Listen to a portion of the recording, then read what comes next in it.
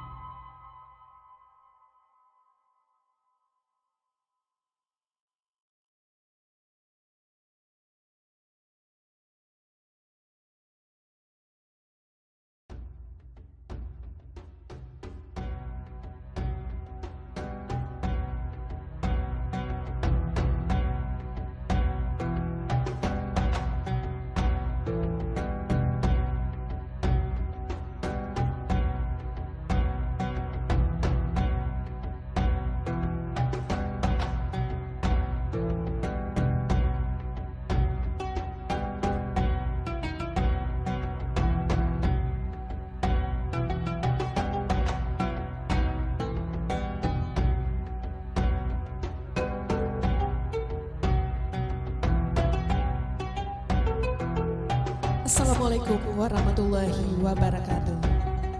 Hah? Tes 1 2 dicoba. Selamat datang.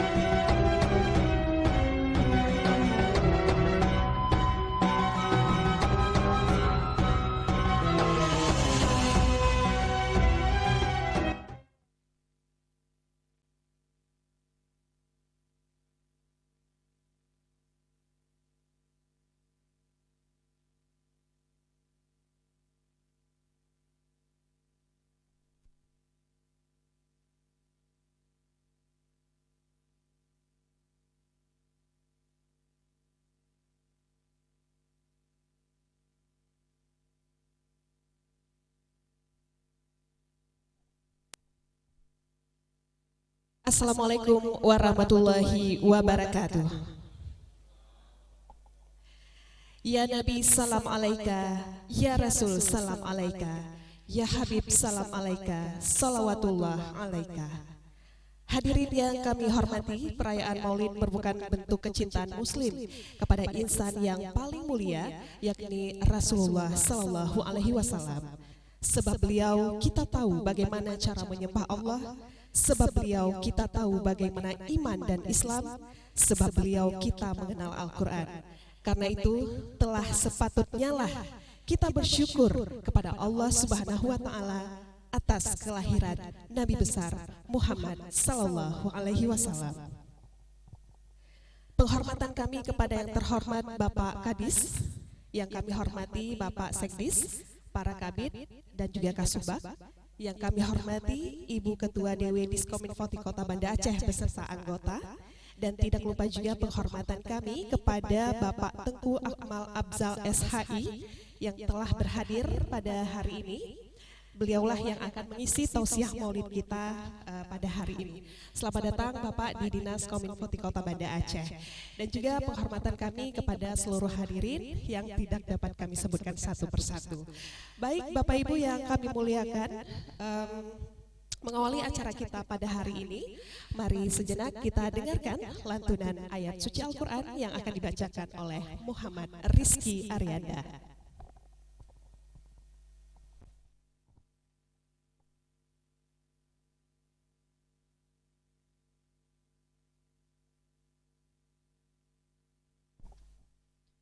أعوذ بالله من الشيطان الرجيم بسم الله الرحمن الرحيم لقد كان لكم في رسول الله أسوة حسنة لمن كان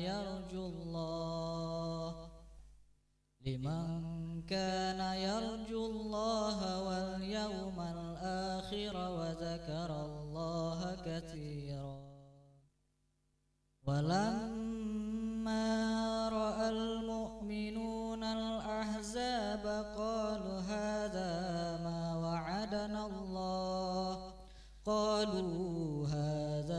ما وعدنا الله ورسوله وصدق الله ورسوله وما زادهم إلا إيمانا وتسليما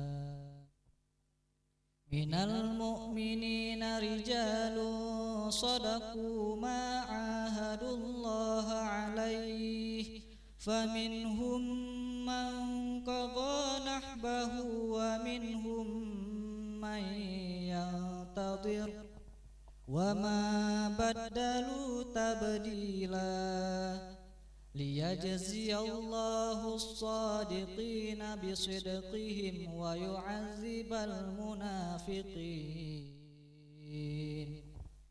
إن شاء أو يتوب عليهم إن الله كان غفورا رحيما صدق الله العظيم.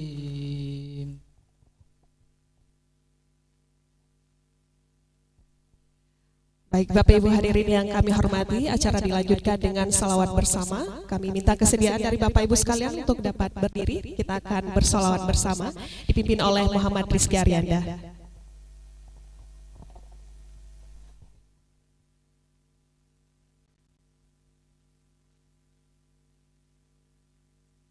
Salatullah salamullah ala taha rasulillah salatullah salamullah ala yasin habibillah Salatullah salamullah ala Taha Rasulillah. Salatullah salamullah ala Yasin Habibillah.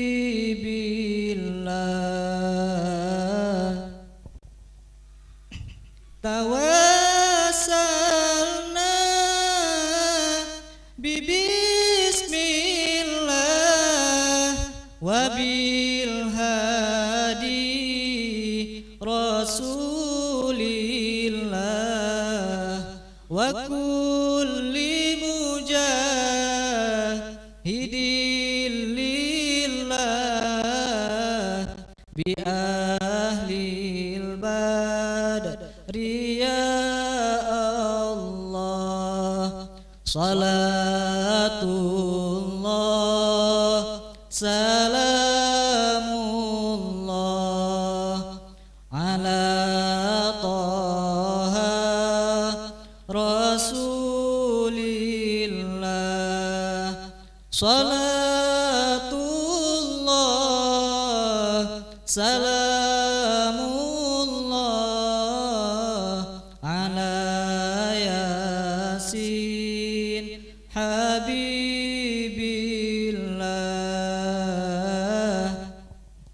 Ilahi sallimil ummah minal afati wan niqmah wa min hammi wa min ghummah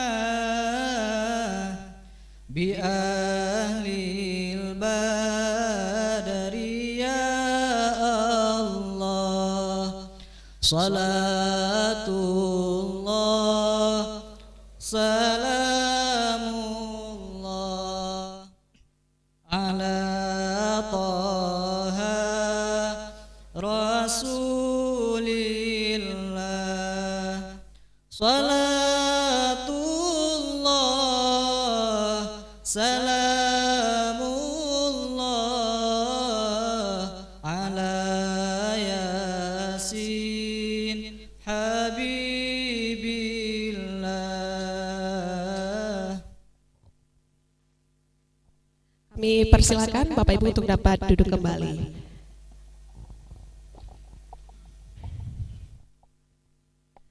Baik, acara selanjutnya Bapak Ibu hadirin yang kami hormati, mari kita dengarkan bersama kata sambutan dari Kepala Dinas Kominfo Kota Banda Aceh kepada yang terhormat Bapak Alizar SAGMO. Disilahkan.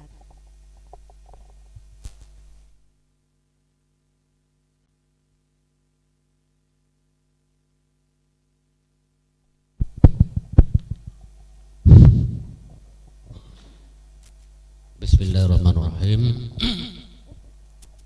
Assalamualaikum warahmatullahi wabarakatuh. Alhamdulillah, alhamdulillahirabbil alamin, wassalatu wassalamu ala sayyidina Muhammadin wa ala alihi washabihi ajma'in. Amma ba'du. Puji dan syukur kepada Allah Subhanahu wa taala yang telah melimpahkan rahmat dan karunia-Nya kepada kita semua. Kemudian selawat dan salam kepada Nabi besar Muhammad sallallahu alaihi wasallam. Di mana pada hari yang berbahagia ini kita sedang memperingati lahirnya Nabi Muhammad sallallahu alaihi wasallam. Kemudian yang kami hormati Ustadz kita Tengku Haji Akmal Afdal SHI yang sudah berhadir bersama kita. Beliau salah satu pimpinan dayah di Lambaru, Kaele. Kalau Pajobu restoran Kaele berarti lewat tempat pengajian beliau. beliau juga pernah menjadi ini pejabat dulu, pimpinan apa dulu, komisioner ya, BRA waktu BRA apa BRR, oh BRR, nah, bagian Lepeng, pernah menjadi komisioner KIP Aceh 2 kali, 2 periode 10 tahun tuh. Namun beliau selalu menjadi ustaz, jadi tengku. Kemudian yang kami hormati Bapak Sekdes, para kabit, seluruh karyawan-karyawati Dinas Kominfo di Kota Banda Aceh. Yang kami hormati Ketua DW Des Kominfo di Kota Banda Aceh dan seluruh jajaran hadirin hadirat yang berbahagia.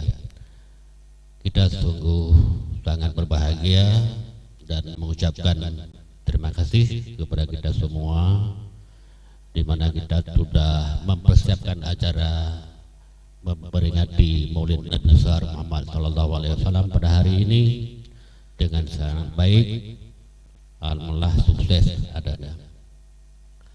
Kenapa ada peringatan Maulid? Dulu sekali juga, waktu lagi-lagi berkecamuk perang salib dulu, itu di Timur Tengah ada namanya Raja Mutaffar. Raja Mutaffar ini menikah dengan adik Sultan Ayyubi. Sultan Ayyubi ini raja Arab yang mengomando perang salib waktu terjadi peperangan Islam dan Nasrani pada waktu itu, memperebut, salah satunya memperebut Yerusalem. Jadi ide membuat kenduri zikir Maulid ini dalam rangka meningkat bahasa agamanya ghirah, semangat Islam untuk memperjuangkan agama Islam di muka bumi ini. Salah satunya cara dengan memperkenalkan kembali, mengingat kembali kepada umat Islam tentang sejarah hidup Nabi besar Muhammad SAW. Diharapkan dengan memperingati tersebut umat Islam terbangun kembali, tersadar kembali dari tidur yang lama. Karena pada waktu itu umat Islam sudah terpecah belah dengan beberapa negara, dengan beberapa kesultanan dan dinasti pada waktu itu ya. Jadi oleh karena itu, momen pada hari yang berbahagia ini di Timur Tengah pun lagi meledak terjadi peperangan besar-besaran umat Islam di sana, di Yerusalem, di Palestina dan sebagainya. Datang serangan dari Israel.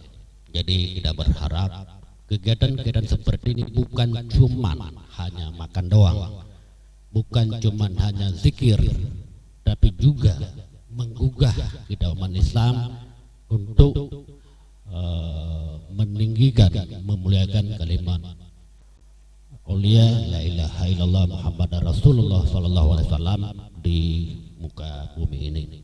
Saya pikir hanya ini ada sambutan dari kami. Mudah-mudahan nanti Tengku Haji Akmal Afdal dapat menguraikan lebih lanjut lagi. Kebetulan beliau ini anggota, pernah komisioner anggota KIP Aceh. Ini kita juga di Aceh dan juga di Kota Banda Aceh lagi menghadapi pilkada. Mungkin beliau dapat menyampaikan ceramah rohani juga terkait keterlibatan ASN di dunia politik, karena beliau lebih paham tentang itu. Dan selama ini saya lihat di bidang politik pilkada beliau sering tampil sebagai pembicara. Jadi tidak salah sedikit itu teku kan, nak pegawai salah ya. Berdik tapi lah hati mentau ada pegawai negeri ya. Hanya ini dapat kami sampaikan, mudah-mudahan bermanfaat bagi kita semua. Kami akhiri. Assalamualaikum warahmatullahi wabarakatuh. Terima kasih kami ucapkan kepada Bapak Kadis. Acara selanjutnya Bapak Ibu hadirin yang kami hormati merupakan acara yang kita nantikan dan merupakan acara puncak kita pada hari ini. Inilah dia tausiah maulid oleh Bapak Tengku Akmal Abzal SHI, dan kepada Tengku kami persilakan.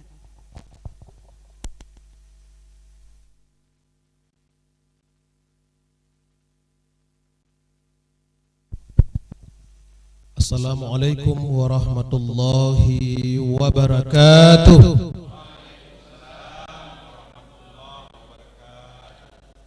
Hamdan wa syukran lillah, salatan wa salaman ala sayyidi rasulillah wa ala alihi wa sahbihi wa mawalah la nabiyya ba'dah. Allahumma salli ala sayyidina Muhammadin nabihil karim wa ala alihi wa ashabihi ajma'in at-tahirin ila yaumiddin. Bismillahirrahmanirrahim. Ya ayuhan nas, qad ja'akumur rasulu bil haqqi min rabbikum fa aminu khairul lakum wa in takfuru fa inna lillahi ma fis samawati wal ard wa kana Allahu aliman hakima.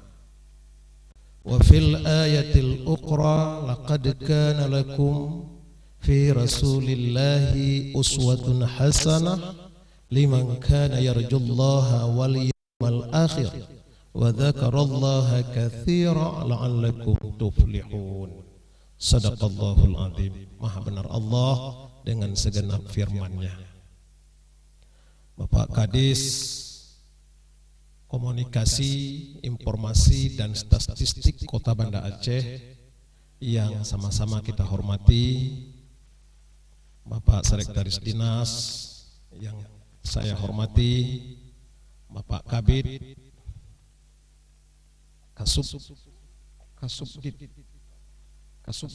Kasubag dan para staf yang telah hadir di terhormat ini, yang saya hormati Ibu Ketua Dharma Wanita beserta dengan segenap unsur pengurus.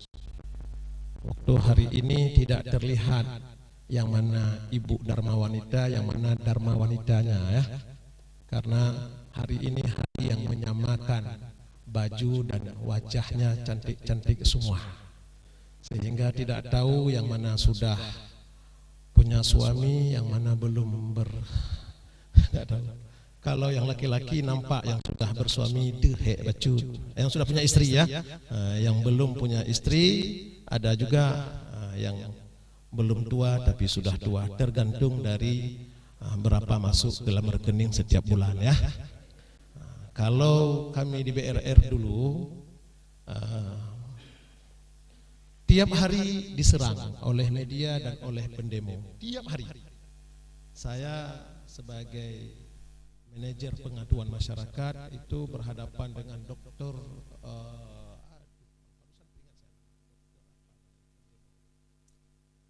kemudian berhadapan dengan Exgam, kemudian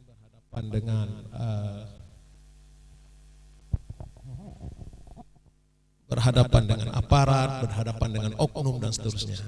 Tapi wajah lelah berhadapan dengan lawan itu selalu akan bertukar cepat dengan ceria, karena awal bulan 20 juta kita mau tibelan gitu, 20 juta, sehingga rasa takut itu, rasa malas itu tergantikan dengan pendapatan yang mapan. Maka ASN di sini saya lihat wajah-wajah ceria, kayaknya SK-nya bukan di Bank Aceh, di rumah. Tapi kalau di Bank Aceh SK-nya kan ASN Kota Banda Aceh itu ASN yang tidak begitu beruntung. Hanya nama saja dipatinggai Banda Aceh. Karena SPPD-nya hanya ke Jalan Tukunya Arif ya. Tapi kalau ASN-nya di Calang, ASN-nya di Aceh Selatan, ASN-nya di Aceh Utara, baik-baiklah dengan kepala dinas. SPPD insya Allah bisa tertutupi utang. Tapi kalau di Banda Aceh, begitulah nasibnya, tapi kita bergengsi tinggal di Banda Aceh. Puji syukur kehadirat Allah pada hari yang berbahagia ini, dengan berkah, kudrah dan iradahnya kita bisa bertemu dalam momentum Maulid Nabi. Maulid kita mengenang Rasulullah sallallahu alaihi wasallam, Nabi Khatamul Anbiya, penutup para nabi-nabi. Maka paparan dari Pak Kadis tadi menunjukkan bahwa kenapa Maulid Nabi ini harus diperingati. Kendatipun Pak Kadis menyatakan ada asbabul nuzul, tempo dulu yang perlu ada perekat di tengah polarisasi begitu tinggi. Tapi hari ini di samping polarisasi kita semakin tajam, ada persoalan hari ini. Maulid Nabi itu masih penting. Kendati Maulid Nabi hari demi hari yang kita lalui saban tahun ini terjadi disorientasi. Akan terjadi disorientasi. Kepada siapa terjadi disorientasi? Kepada masyarakat dan kepada para penceramah. Masyarakat mulai mempersepsikan, nah maulid Bu Ina di rumah, itu ketika ditanya ada maulid di rumah, itu bukan terbayang dia untuk berselawat dan mendengar nasihat, tapi dia membayangkan dia nasi mana tengah waktu maulid pun pegat nana pegat pulut nana pegat buketan. Yang identiknya maulid hari ini adalah makan. Ini disorientasi. Arah maulid yang sebenarnya adalah untuk mengenang dan mereview kembali perilaku Nabi untuk diadopsi dalam kehidupan kita. Hari ini maulid diidentikan dengan makan, makan, dan makan. Sehingga yang Pak Kantonyo mungkin Hana, ada kantor-kantor yang lain, dia tunggu kartu waktu makan belum, baru dia datang ke kantor tersebut. Padahal makan itu adalah medium yang tidak dihitung dalam hikmah maulid. Tapi maulid Nabi itu adalah ketika kita hadir di sini, sempat kita mengatakan, ya Nabi salamu alaika, ya Rasul salamu alaika, ya Habib salamu alaika, salawatullahi alaika. Salawat yang seperti itu kadangkala kita nggak dapat di rumah, kadangkala nggak dapat di majelis-majelis lain. Pas hadir hari ini, salatullah sigoe, ya Nabi sigoe, mana tahu takdir Allah, Rasulullah melihat dan senang dengan siapa yang bersalawat pada pagi zuha ini. Dia pula yang dicatat oleh Rasulullah dan oleh Allah sebagai teman Rasulullah di dalam surga. Man ahya sunnati faqad kana ahabbani, faman ahabbani faqad kana ma'i fil jannah. Siapa yang gemar menghidupkan sunnahku, ia mencintaiku. Orang mencintaiku, maka surah zikruh dia akan banyak menyebut-nyebut namaku. Orang yang suka menyebut namaku akan hidup bersamaku di dalam surga Jannatul Ma'wa. Ibu-ibu suka enggak ke Rasulullah? Ibu-ibu suka tidak ke Rasulullah? Pengen hidup tidak dengan Rasulullah? Kira-kira kalau pilih, mana pilih Rasulullah dengan suami? Nabi Thu'un enggak berani jawab, ada lihat ke suami. Padahal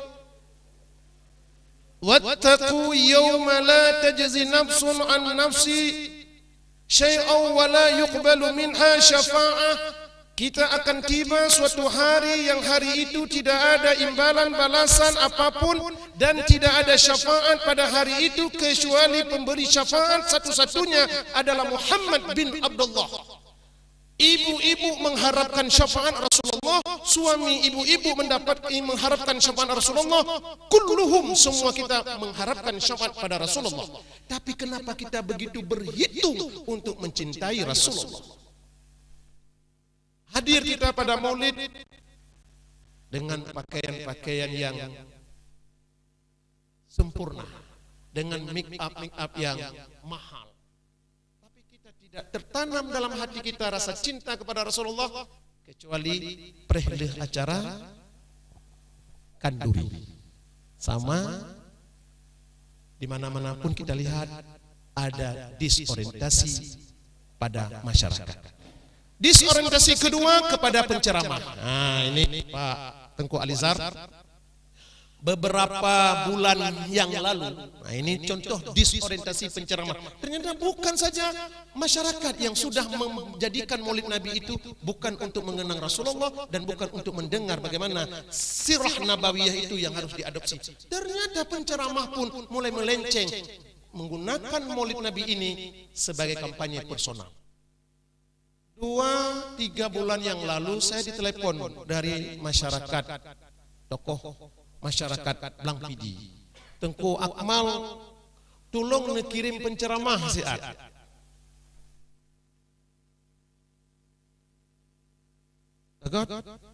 Saya kirimlah 2 nama. Nama itu nama yang familiar di tengah-tengah kita di Banda Aceh ini. Saya kirim 2 nama. Apa jawab pengurus sebuah pesantren tersebut? Tengku Akmalnya. Kenapa Ternyata masyarakat mulai sensitif. Nyan Bandua ketika kami undang ceramah 1,5 jam dia ceramah. 1,5 jam dia ceramah. 1 jam dia nggak sempat menceritakan riwayat Nabi, penuh 1 jam riwayat hidup dia. 30 menit dia mencerita tentang sejarah Nabi, jamaah kabihu. Artinya penceramah-penceramah sekarang sudah mulai menggunakan panggung Maulid Nabi itu bukan lagi untuk menceritakan tentang perilaku Nabi, sejarah kelahiran Nabi, sejarah perjuangan Nabi, tapi mulai menceritakan riwayat. Saya waktu kecil hidup saya penuh liku. Saya waktu sekolah SD, cerita dia SD, SMP, SMA, masuk kuliah. Dia mulai menganggap bahwa dia adalah copy paste Nabi. Ini masalah. Makanya hari ini Pak Kadis, supaya saya tidak termasuk dalam kategori yang awak don diskusi Tengku Akmal, kau nggak cerita Nabi, kagak cerita masalah kip di sini. Nah, maka saya fokus. Boleh Tengku Jaki ya? Fokus saja saya tentang sejarah Nabi. Karena kalau penceramah ini sama dengan khatib Jum'an. Khatib Jum'an itu kita raja tunggal di atas mimbar. Keni tunjuk jaro bek kenyan hai tujit jamaah. Ke masyarakat menyahai dengan. Nah, begitu kamat budah. Karena otoritas penceramah itu tinggi di atas panggung. Kalau penceramah itu tidak mau otokritik, tidak mau melihat diri, maka banyak kejadian-kejadian penceramah gedro, jamaah gedro. Kenapa hari ini kita lihat begitu banyak momen ceramah Maulid? Ini ceramah Maulid. Mulai yang paling terkecil, lorong. Betul apa tidak? Komplek perumahan, betul apa tidak? TPA, ada apa tidak? Maulid desa, ada apa tidak? Maulid kecamatan, ada apa tidak? Maulid bupati wali kota, ada apa tidak? Maulid dinas, ada apa tidak? Maulid ormas, ada apa tidak? Maulid paguyuban, ada apa tidak? Nanti maulid alumni. Setiap hari kita mendengar, ini di handphone saya ini, macam grup sudah mengirim, kita akan maulid, kita akan maulid. Tapi pertanyaannya, maulidnya setiap hari kita peringati, akhlak kita kian jauh dari tuntunan Rasulullah. Yang terjadi hari ini apa? Tuntunan malah dijadikan sebagai tontonan. Bukan Rasulullah yang kita cari di Google, yang kita cari adalah cutbul.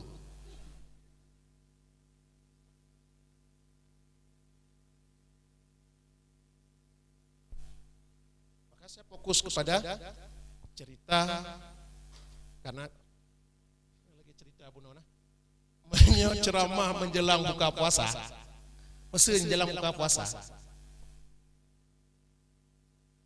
Yang tetap orang ikon penceramah yang dikalon 4 menu buka puasa. Tidak penceramah, padahal ceramah buka puasa itu tidak lebih daripada 15 menit, tapi orang tidak nyaman. Sekarang ceramah-ceramah di Maulid Nabi, apalagi di kantor juga seperti itu. Nyopat, bu catering, bu kotak, bu bagaimana, itu sempat juga. Sehingga penceramah itu harus bisa menggunakan momentum waktu itu yang singkat, tapi berisi. Saya cerita tentang Nabi. Ketika puncak risalah Nabi itu, pasca kerasulannya itu, membuat Yahudi di Jazirah Arab itu melemah. Tiba-tiba pemuka Quraisy mengirim surat ke Raja Syam. Dalam satu riwayat bernama Habib bin Malik. Raja yang kaya, raja yang punya kekuatan luar biasa. Bunyi suratnya bahwa pemuka-pemuka Quraisy di Arab, di Mekah, untuk menghentikan laju dakwah Muhammad. Begitu Raja Habib bin Malik membaca surat permohonan dari pemuka-pemuka Quraisy, dengan bala tentara, dengan pengikut-pengikutnya yang kuat, Raja Habib bin Malik mendatangi Mekah, meninggalkan Syam. Sesampai di kota Mekah, disambut oleh pemuka-pemuka Quraisy. Habib bin Malik bertanya, yang mana Muhammad yang disebut-sebut mengaku sebagai Nabi? Permintaan Habib bin Malik difasilitasi oleh pemuka Quraisy. Nabi datang dengan Abu Bakar didampingi dengan Siti Khadijah. Harus kita ceritakan, wahai ibu-ibu, bapak-bapak, Nabi datang dengan Abu Bakar dan Siti Khadijah. Harus kita ceritakan kata-kata dan Siti Khadijah. Penceramah siapapun kita jangan menyembunyikan fakta. Fakta apa? Ternyata Rasul dalam perjuangan agamanya, ia didukung oleh istri. Saya tanya ke ibu-ibu sebagai istri. Ini istri semua atau ada yang belum istri? Oh banyak. Ibu-ibu dukung tidak perjuangan suami? Enggak kompak, berarti enggak dukung. Kayaknya ada masalah di rumah ya. Biasa, pada dukung. Biasa hari ini di laut sabi pakat wate katro udara lain kinira. Itu biasa, bahwa sebelum jadi anggota dewan, engkau matahari, engkau rembulan, engkau siang, engkau petang, macam lah. Begitu jika anggota dewan atau menjadi eselon 2 kepala dinas, itu istri kita setelah kita angkat telepon sudah marah-marah. Itu menunjukkan bahwa kebiasaan marah-marah suami itu pertanda suami minta sesuatu. Apa itu? Bisa jadi minta istri lain. Nah, makanya saya ingin Rasulullah membawa Siti Khadijah dalam pertemuan krusial tersebut. Ternyata disambut oleh Habib bin Malik dengan ribuan pasukannya. Nabi, biasa seorang perempuan yang khawatir, kata Siti Khadijah, ya Rasulullah,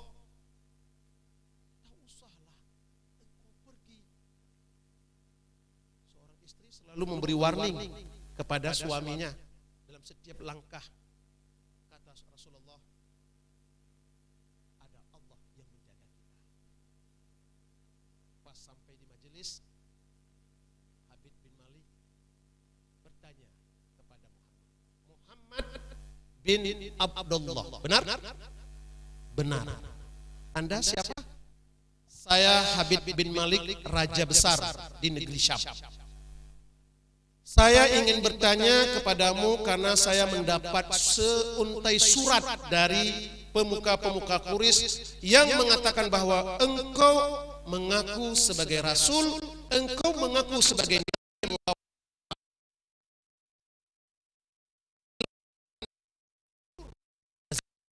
menyembah Lata, Uzza dan Manata.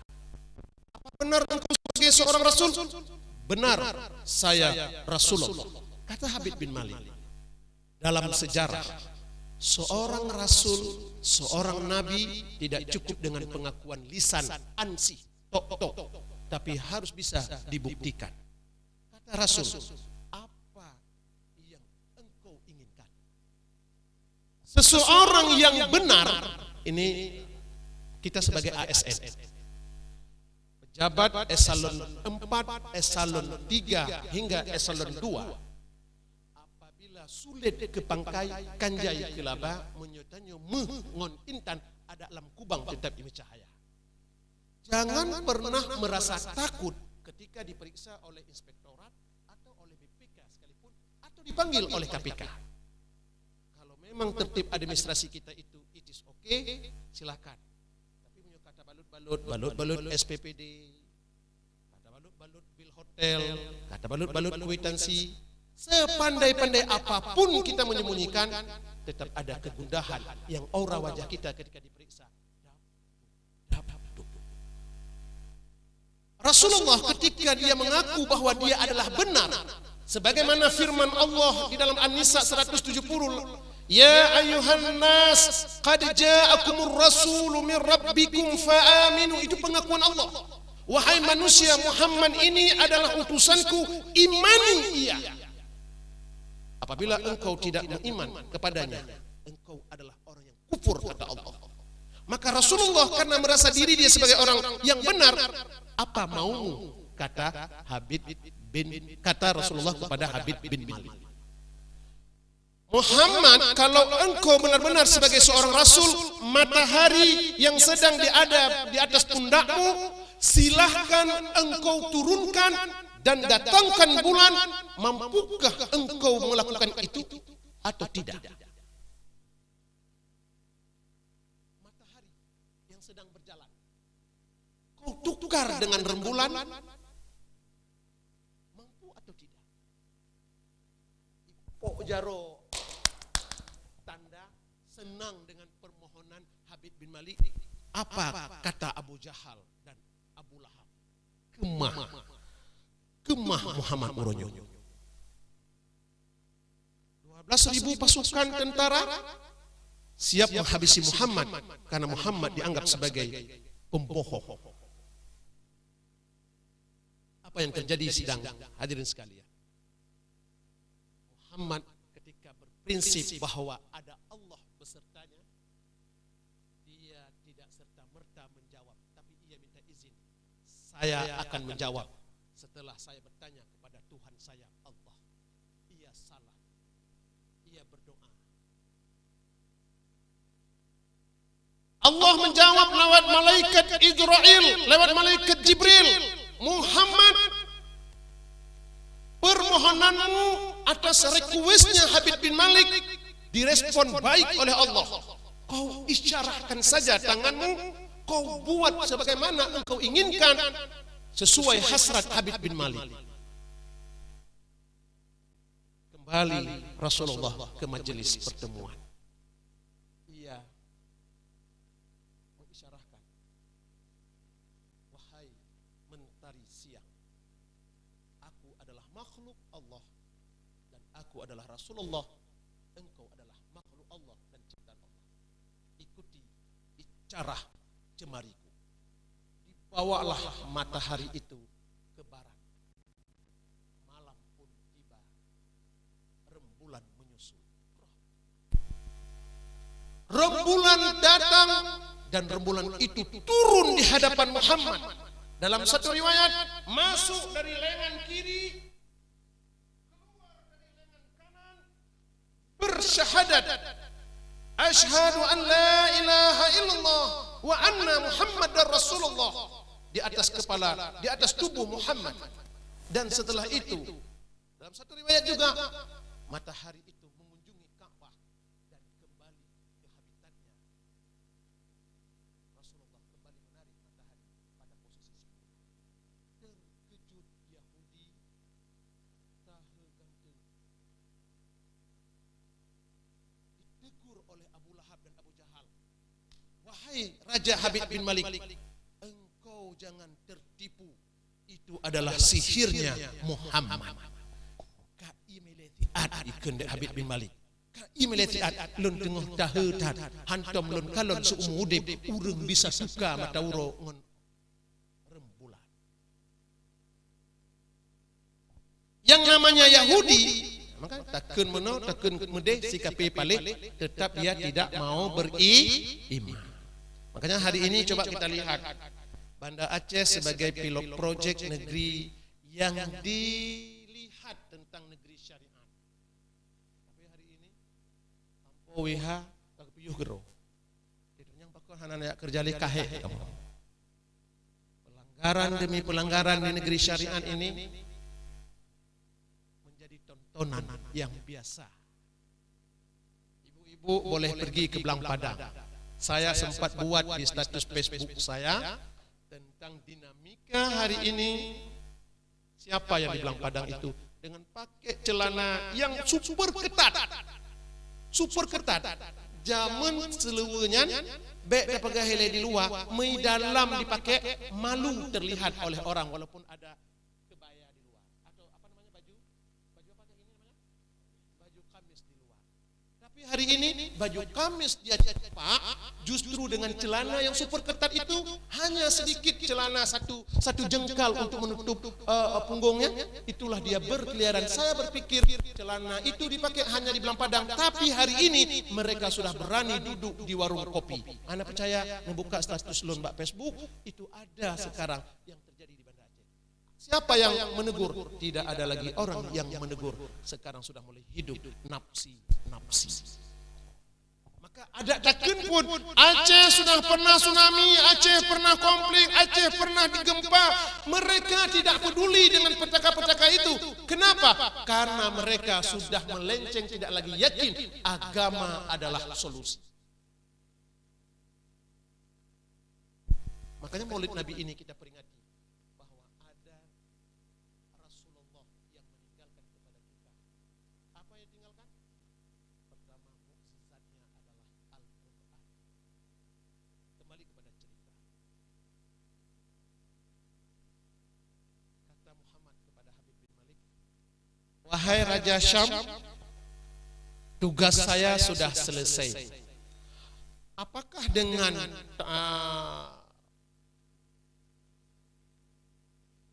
aksi saya tadi itu bisa membuat engkau beriman kepadaku sebagai Rasulullah? Kata Habib bin Malik, sedianya saya akan beriman. Kok pakai sedianya? Kapan juga berimannya? Kan sudah saya buktikan bahwa saya ada Rasul, saya punya mukjizat yang diberikan oleh Allah. Kata Habib bin Malik, oh tidak, satu pertanyaan, langsung percaya. Orang sukses tidak oleh satu tantangan. Sekarang selain ada ikut ujian apa CAT, apa namanya? Akan ada ujian-ujian selanjutnya baru lulus mendapat NIP. Dulu tamatan FKIP ikut ASN sekali jadi guru. Hari ini belum bisa ikut CAT, kalau tamat FKIP belum ikut PPG. Proses.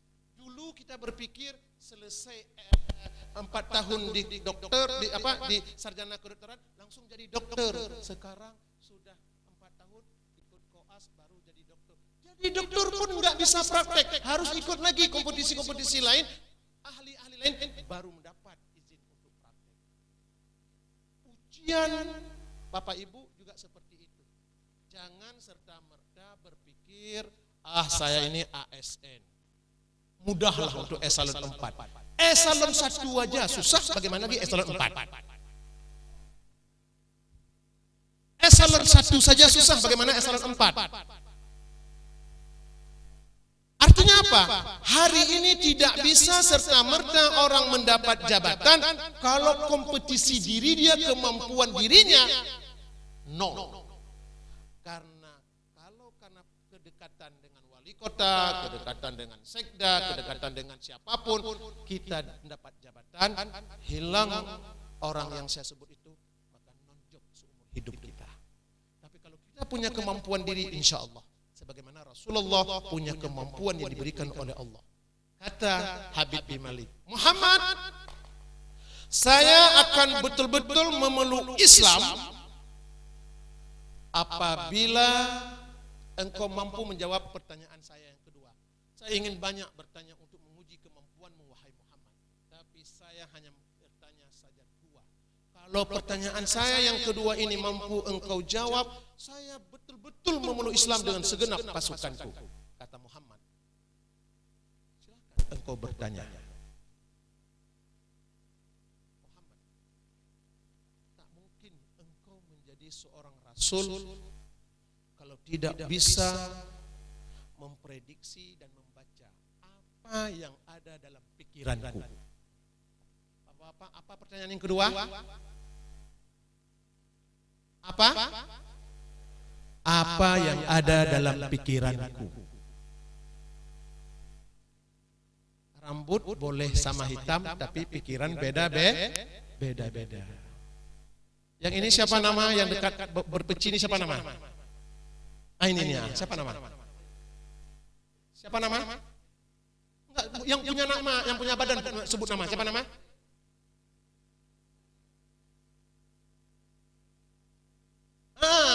Siapa nama? Yusra. Ya ini. Saya punya santri, ya. Saya punya santri. Saya tanya yang ini, yang jawab nama di sudung sana.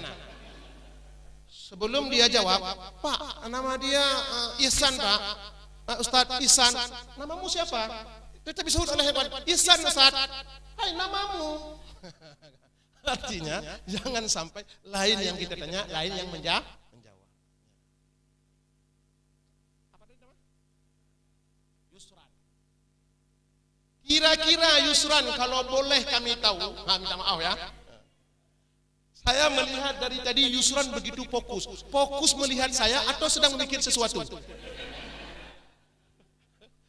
Yang betul, jujur aja. Oh, dengar ceramahnya, alhamdulillah.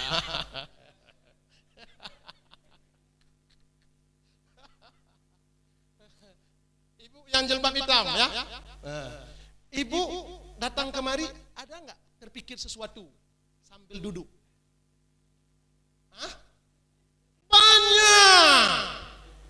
Banyak.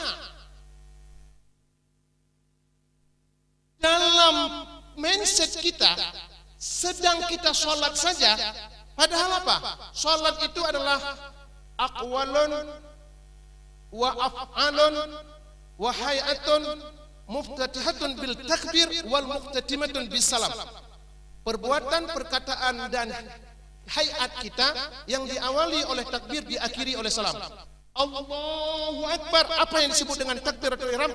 Takbir yang memisahkan sesuatu yang halal sebelumnya, haram ketika sudah haram. Tapi yang terjadi bahwa salat itu adalah komunikasi kita dengan Tuhan. Yang terjadi Allahu Akbar. Masya Allah. Handphone tinggal.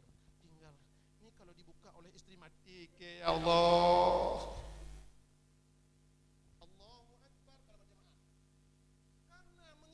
Imam Allahu Akbar, dalam Allahu Akbar di saat ruku kita sudah teringat, ya Allah saya Fatihah nggak bisa baca, nggak sempat baca Fatihah karena teringat handphone tinggal di rumah, kayak mana dibuka sama istri, karena suami yang punya masalah pasti handphonenya nggak bisa dibuka oleh istri. Ada suami ibu-ibu seperti itu? Jawab, ada? Enggak, berarti ini suami-suami yang baik.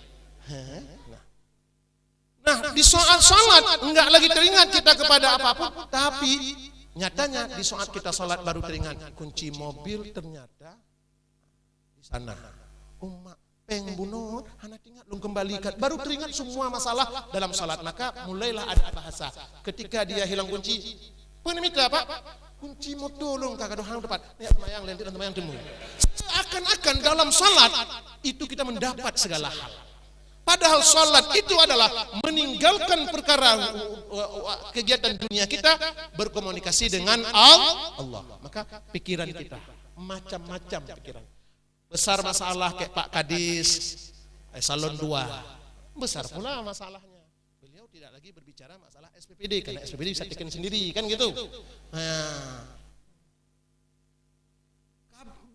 Kabit, sekdis di bawah Pak Kadis bebannya bagaimana ini, bagaimana itu. Terbayang beban. Ketika kita urut, semua orang ada masalah. Seperti Habib bin Malik ini minta kepada Muhammad, Muhammad, jika engkau benar-benar sebagai Rasul, apa yang ada dalam pikiranku? Disuruh baca yang tersirat saja tidak mampu, kita disuruh baca yang tidak nampak secara tersurat dan tersirat. Tapi Nabi, karena benar-benar ia adalah Rasul,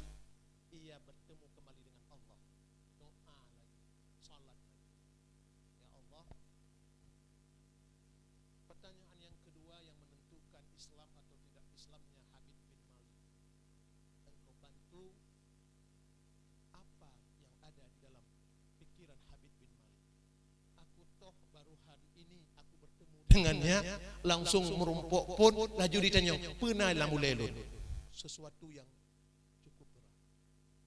Allah mengutus Jibril membisikkan kepada Muhammad. Setelah Muhammad mendengar, Rasulullah kembali ke majelis tersebut dan Nabi memanggil Habib bin Malik. Wahai Raja Syam Habib bin Malik, saya akan menjawab apa yang ada dalam pikiranmu. Tapi sebelum saya menjawab, saya ingin tahu komitmenmu. Benar tidak? Setelah aku menjawab pertanyaan ini, engkau memeluk Islam. Tapi jika tidak, aku memilih tidak menjawab. Muhammad, kali ini aku serius. Kalau engkau mampu menebak apa yang aku pikir, apa yang ada dalam pikiranku, aku tasbihkan diriku di hadapan khalayak semua.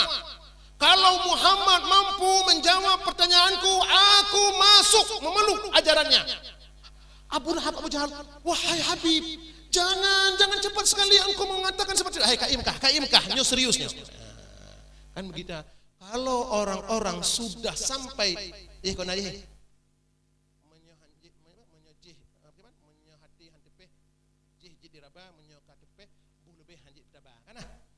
Habib bin Malik ini udah mulai lihat bahwa Rasulullah ini hampir mendekati seperti yang saya baca dalam tanda-tanda kenabian.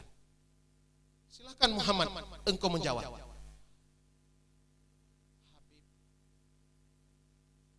Dalam pikiranmu, engkau seorang raja yang memiliki segenap tahta, harta,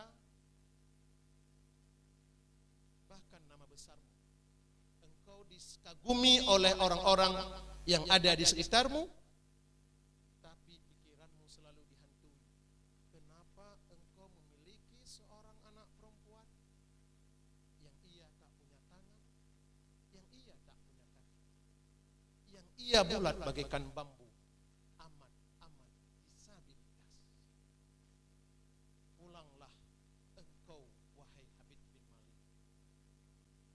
Kejut Habib bin Malik bahwa apa yang dijawab oleh Muhammad, dia memeluk Muhammad. Beban pikiranku betul-betul itu yang selalu saya pikirkan. Aku yakin engkau orang yang pertama aku temui selama dalam hidupku yang mampu menjawab apa beban pikiranku. Aku hari ini memeluk. Asyhadu an la ilaha illallah wa asyhadu anna Muhammadar Rasulullah.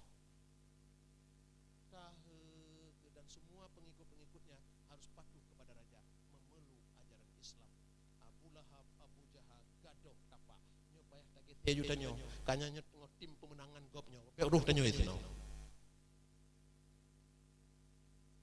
Ibu, bapak sekalian, inna ma'al usri yusra. Inna ma'al usri yusra.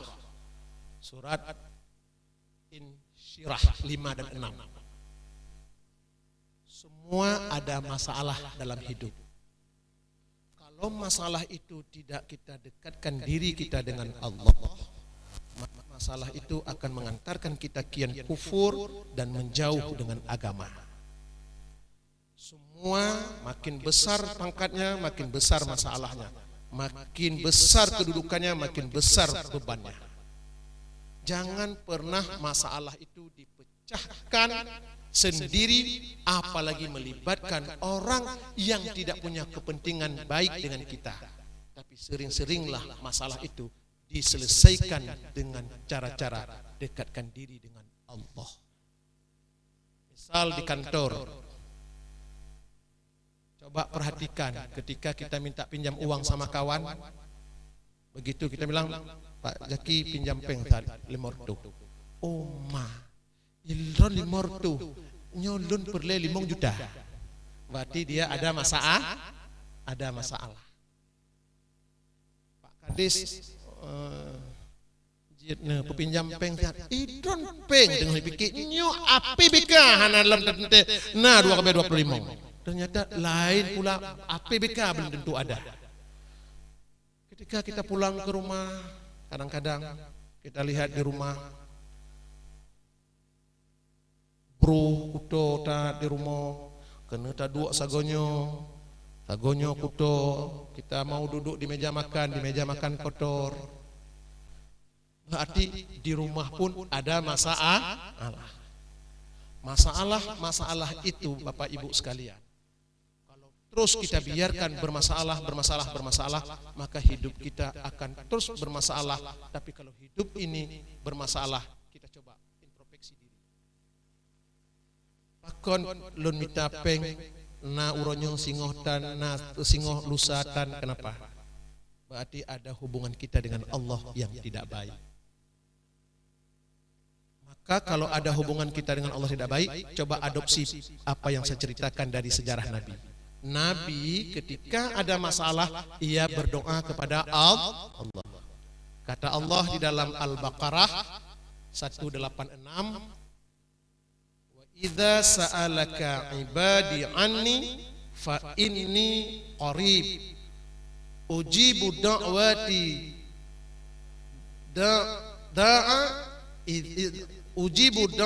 da'i idza da'an falyastajibu li wal yu'minu bi la'allahum yarshudun.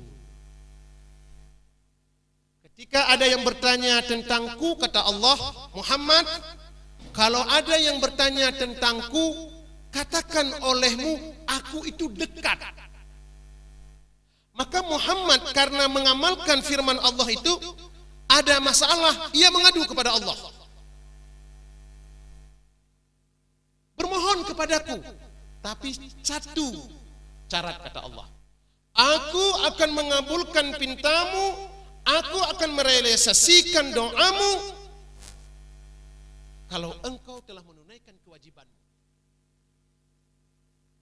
Jangan ibu-ibu ketika suami sudah diambil orang, baru ya Allah, baru berdoa kepada Allah, ya Allah. Padahal di saat suami masih baik, tidak kita jaga dengan hubungan baik kita dengan Allah.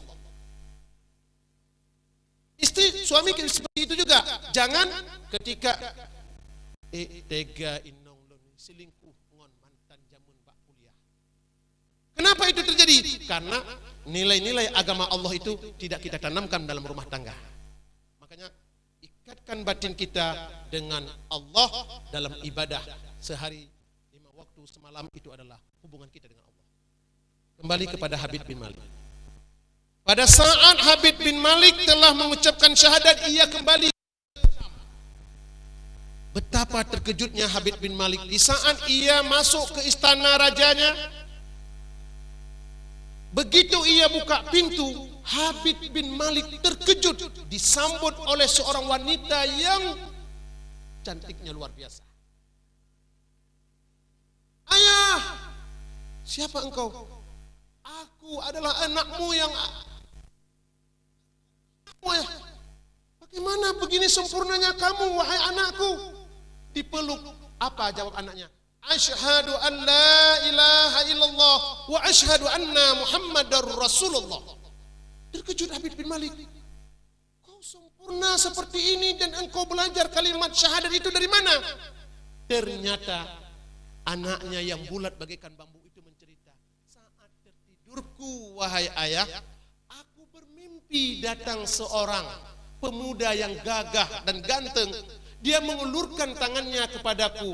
Dia mengucapkan, wahai anak Raja Habib bin Malik, ulurkan tanganmu, ucapkan asyhadu an la ilaha illallah wa asyhadu anna Muhammadar Rasulullah.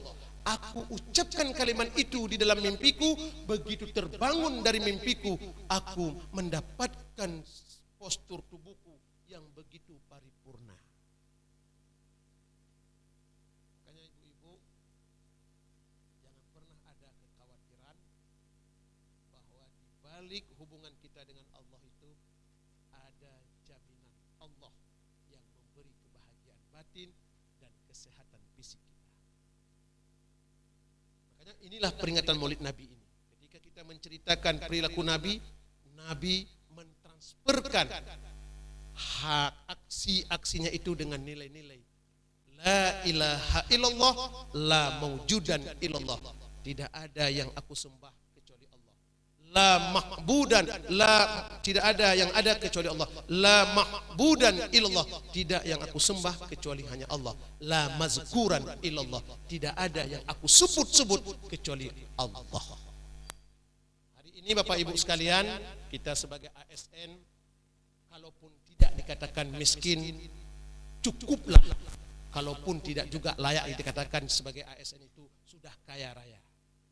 Tapi kecukupan yang Allah berikan dari gaji yang kita terima per bulan itu, apabila kita tidak mendekatkan diri kita dengan Allah, maka harta dan kedudukan yang kita miliki ini akan sia-sia di saat ajal menjemput kita.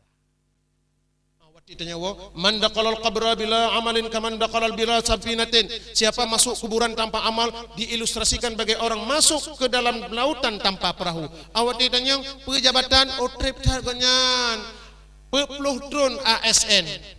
Awak ditanya narajin jak semayang ganyan sibuk dah, nang tu jak semayang. Menjamaah pun kurang deh. Maka kita sukses di dunia, tidak sukses di akhirat. Saya tanya kepada Bapak, rajin bapak-bapak sholat? Kok nggak ada yang jawab? Bapak-bapak rajin bapak-bapak sholat? Alhamdulillah. Ibu-ibu rajin sholat? Jangan curang. Jangan curang kalau pas waktu berhalangan boleh tidak sholat. Tapi pas waktu suci jangan pernah sibuk dengan oh mangatnya kan nyo kata jak bak skincare nyo menentuin semayang rullahnya padumnya.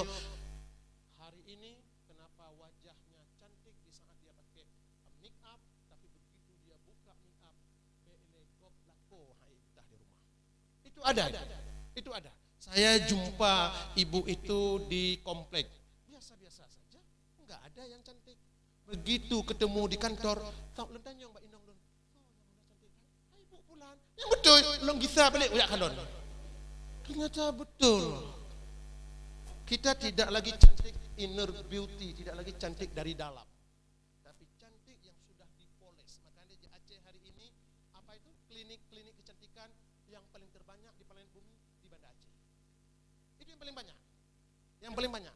Makanya saking banyaknya penggemar klinik kecantikan, ada yang putih muka masih hitam kaki, ada yang sudah putih muka, putih kaki, hitam tangan, masih itu.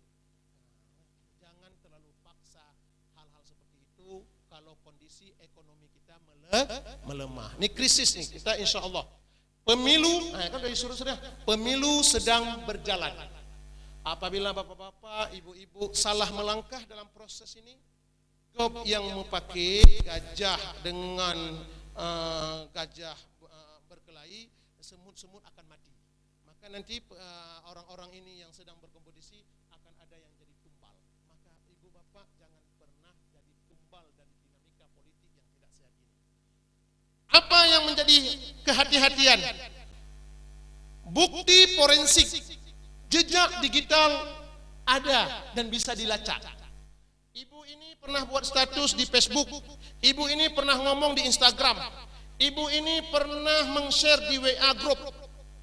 Jangan sampai gop jid ke bupati kita yang hilang pekerjaan. Padahal selalu saya ingatkan, dalam setiap momentum pilpres baik 2019 maupun 2024, saya ingatkan, so mantong yang jadi ke presiden, siapa saja yang menjadi anggota DPR, rezeki tetap ngontagawo tron kami dah.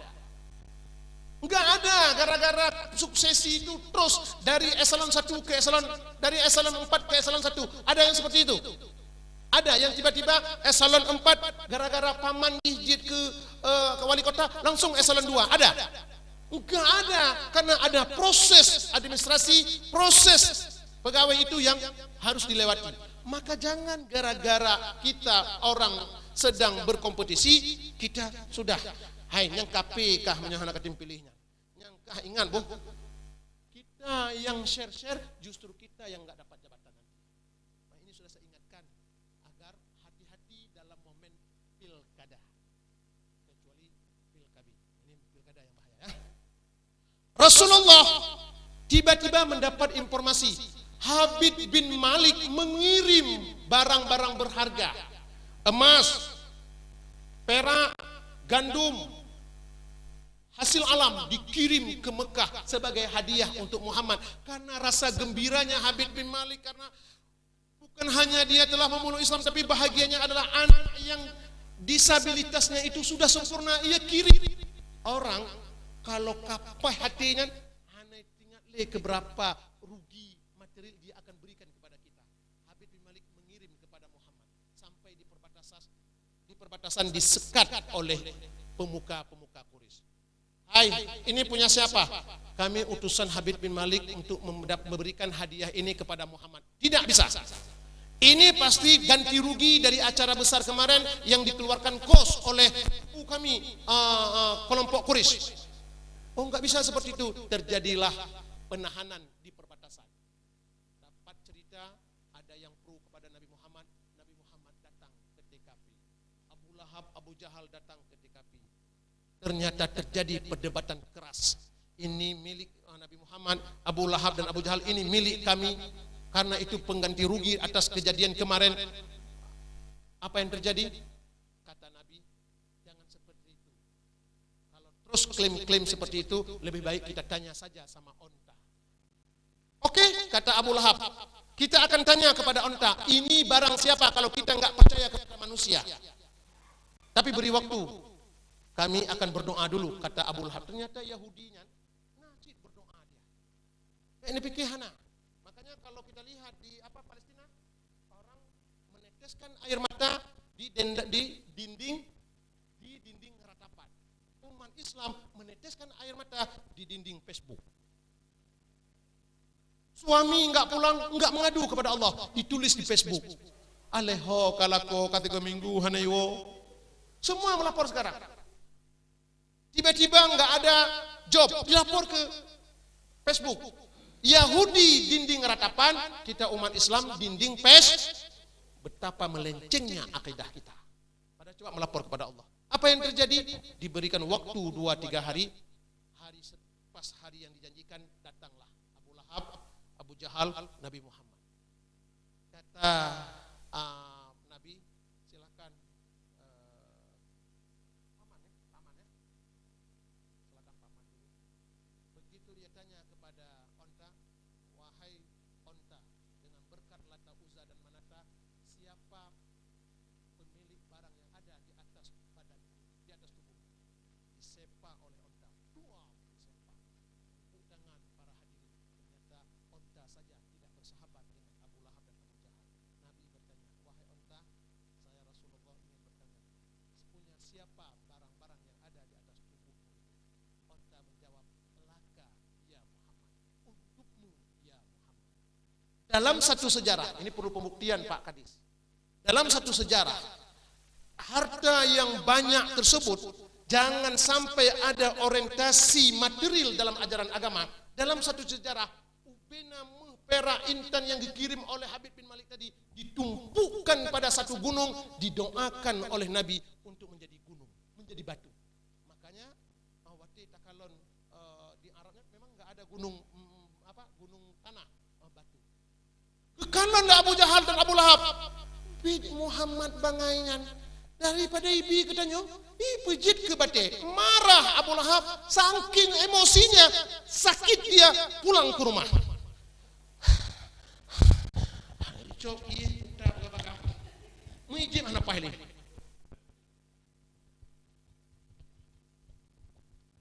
Tidak ada cara lain kecuali bunuh Muhammad.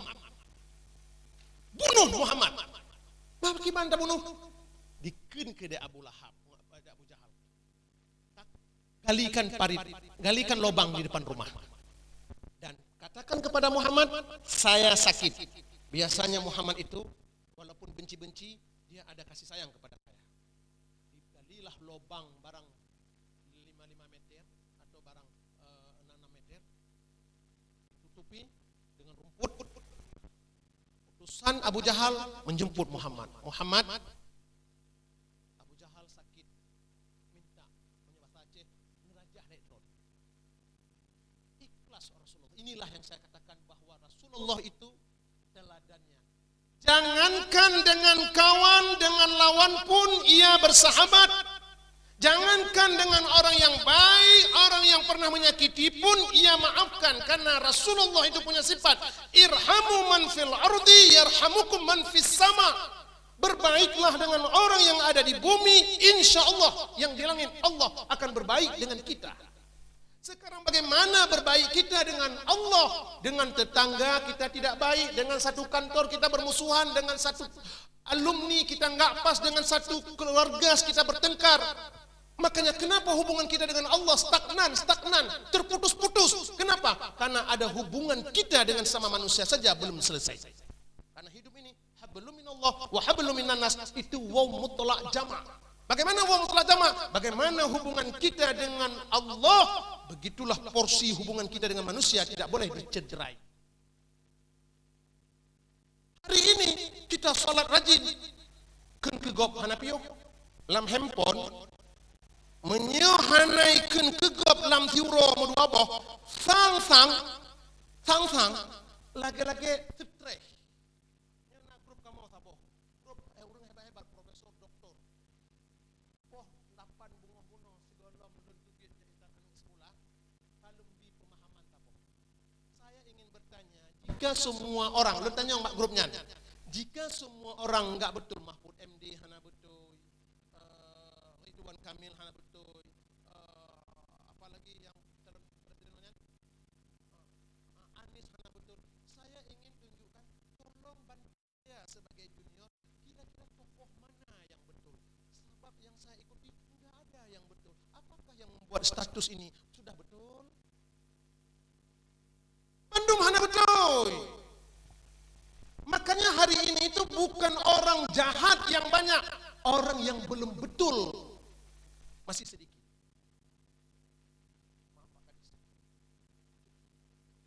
Seorang istri panggil suaminya, bang, cobalah lihat bang, tetangga kita jemur kain kotor-kotor, oh sekali istrinya bang. Hei, kata suami, ente jangan terlalu suka untuk menyalahi orang. Iya, masa kotor-kotor dijemur kain. Hari selanjutnya dipanggil lagi suaminya, bang, coba lihat bang, coba celana putih tapi abu-abu, udah bercak-cak hitam, nggak terlihat sama keluarga mereka. Kok istrinya begitu jorok menyuci pakaian dan masih kotor-kotor udah dijemur. Kata suaminya, kali melihat kekurangan orang, nggak usahlah.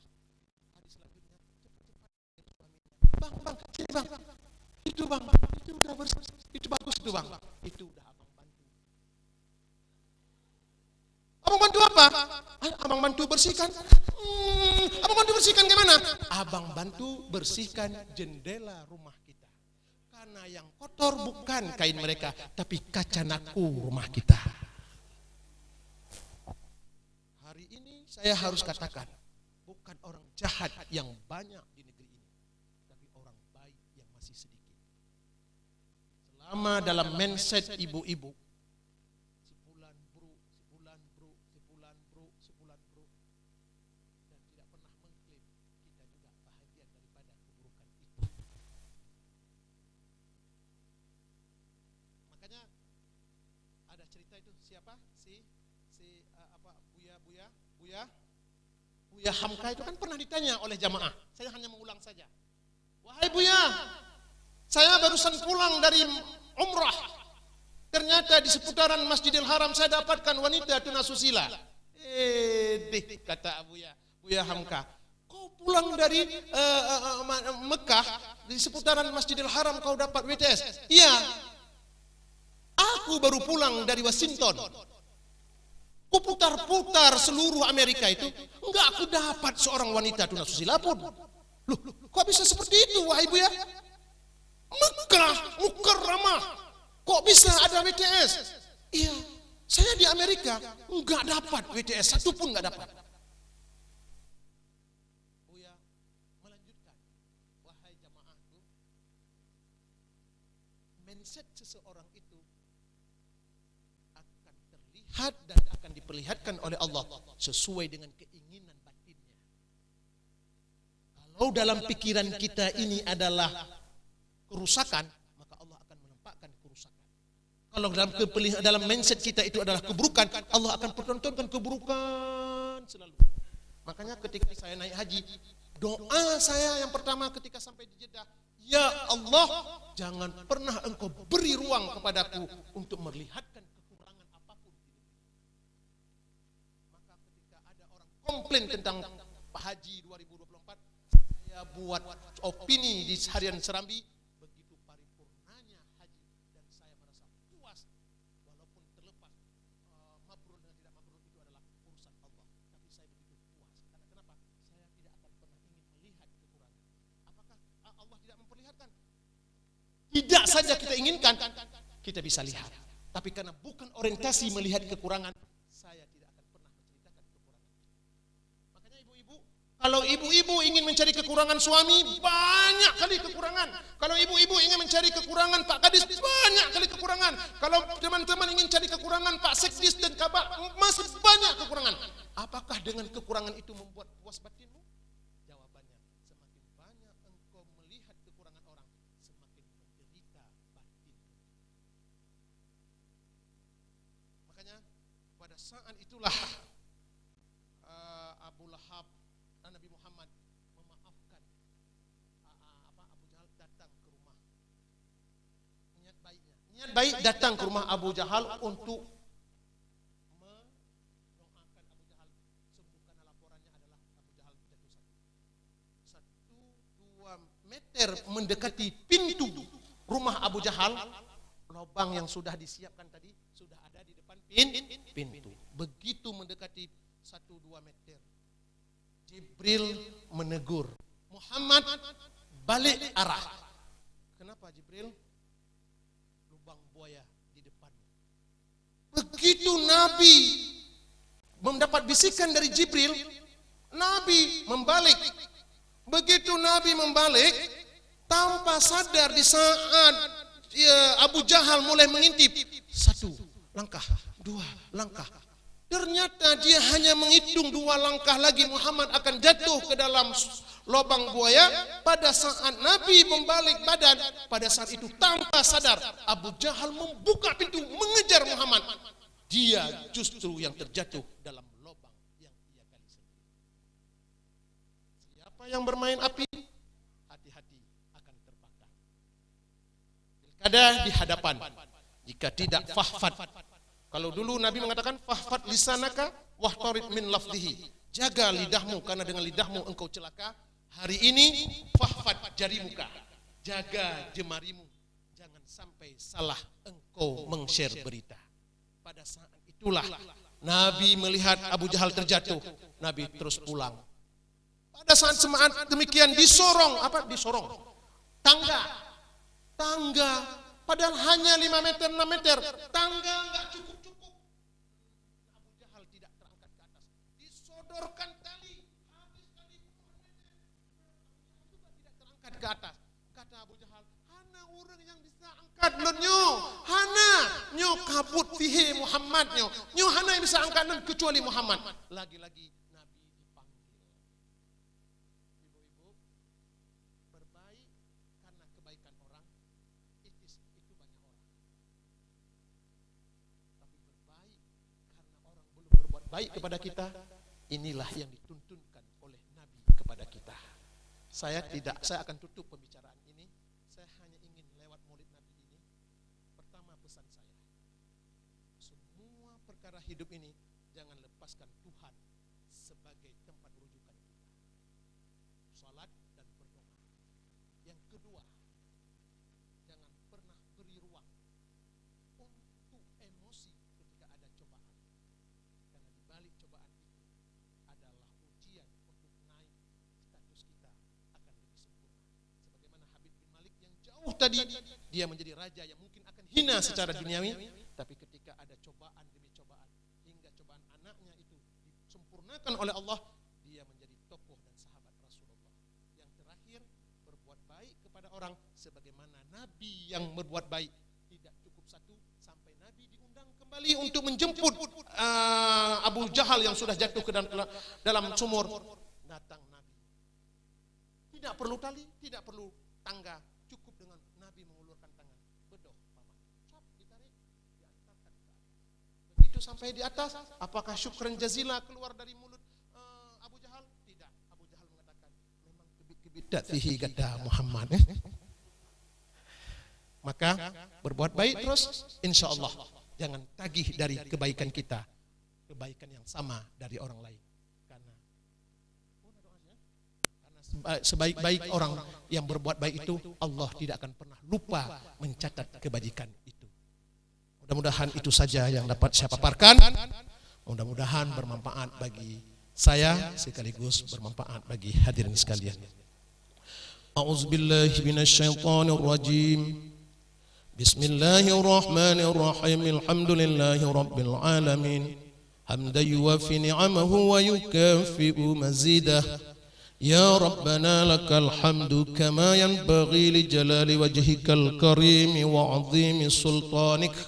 Allahumma sallimna wa sallim dinana wa sallim imanana wa sallim islamana wa sallim tauhidana wa sallim ma'rifatana wa sallim ardaqana wa sallim a'malana wa sallim ajsadana wa sallim aba'ana wa sallim ummahatina wa sallim auladana wa sallim li jami'il muslimina wal muslimat wal mu'minina wal mu'minat bi rahmatika ya arhamar rahimin.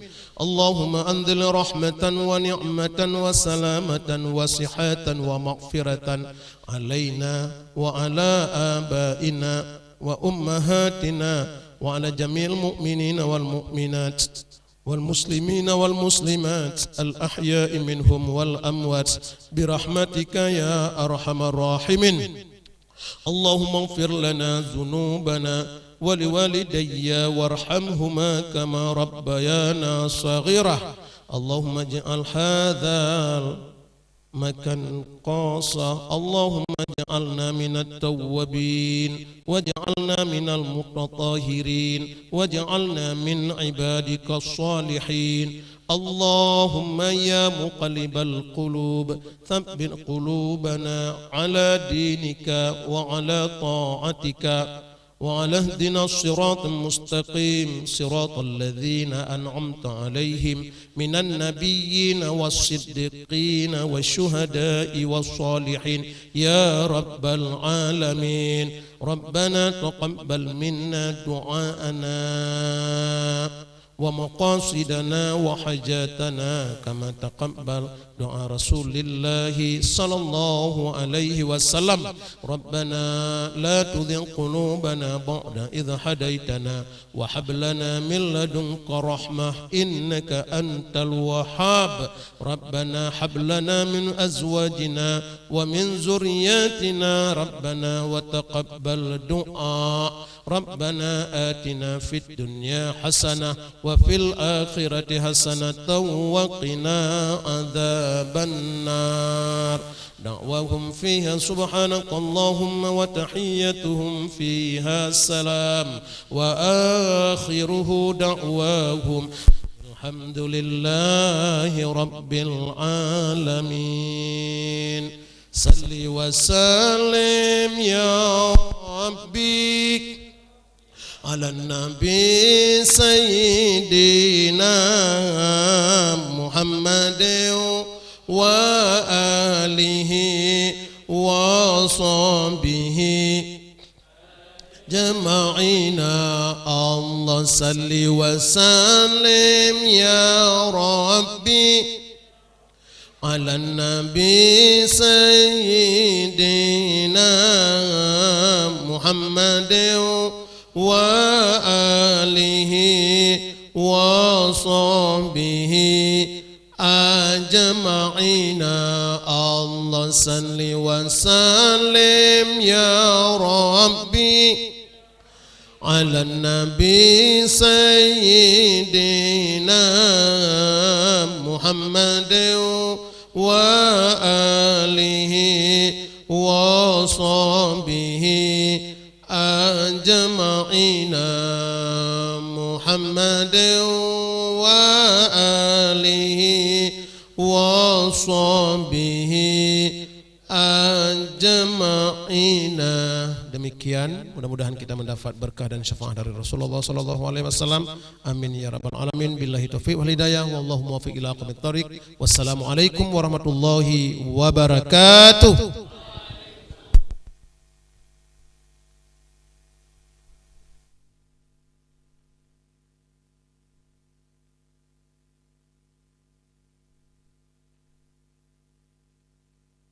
Ya, terima kasih kami ucapkan kepada Tengku Akmal atas tausiah yang sangat bermanfaat dan menyejukkan hati.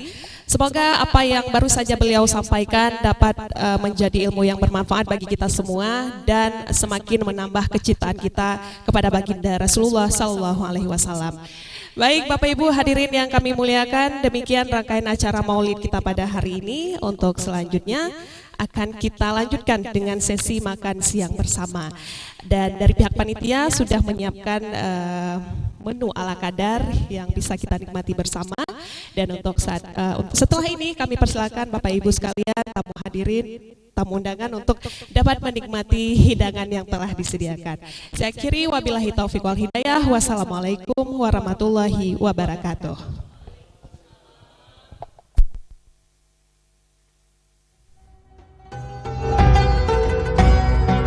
Ya, untuk mengurangi kepadatan di meja